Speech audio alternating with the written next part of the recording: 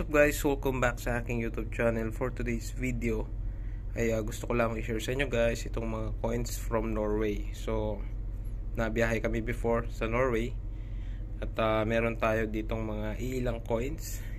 May dalawang denomination lang tayo.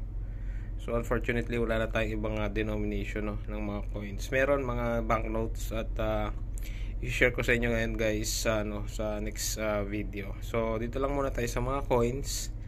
So ang equivalent nito guys is 1:5 pesos, around 5 pesos, no? So meron akong 20 dito. Ayan. So about 100 pesos. Then yung pag-pronounce sa kanilang currency guys ay ilalagay ko na lang yung yung video dito. Norwegian krona. No? So sinearch ko kasi yung basically parang tamang pag-pronounce nung kanilang currency. So ayan guys, mga copper nickel lang ito. So mga standard na to guys, no? Circulating coin. So basically ito yung ginagamit nila, no, pang araw-araw na mga barya.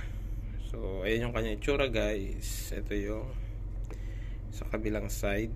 Ayan.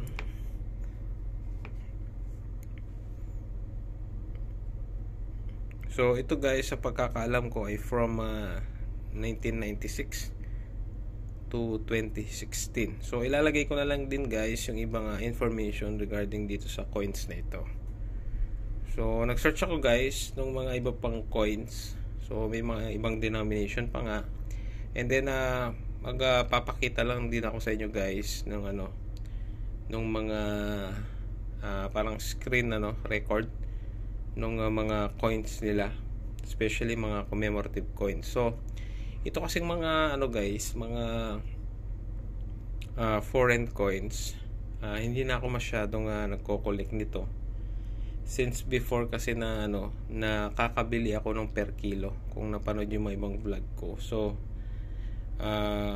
parang guys, no, hindi na ako masyadong nag-focus unlike before na wala akong makuhanan ng mga ng mga ganitong coins, mga foreign coins. So pag nababiyahe kami sa mga iba't ibang lugar ay nagtatabi talaga ako ng mga coins.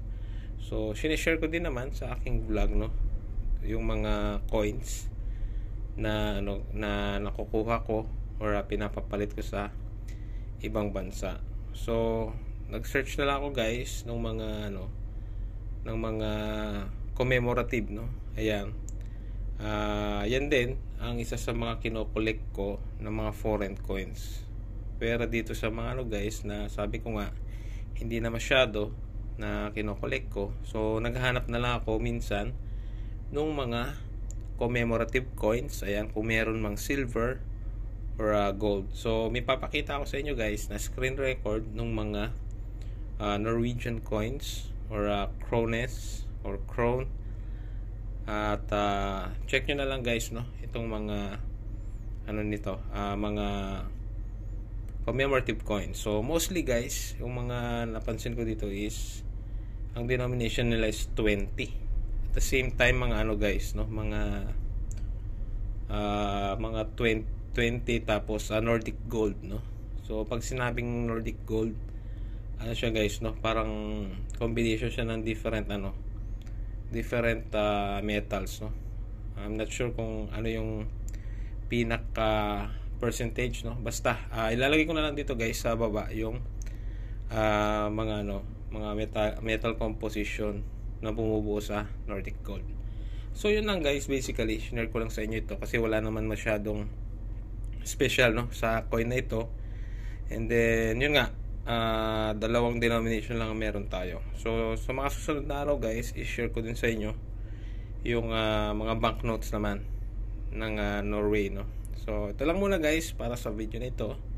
At muli, maraming salamat sa panonood.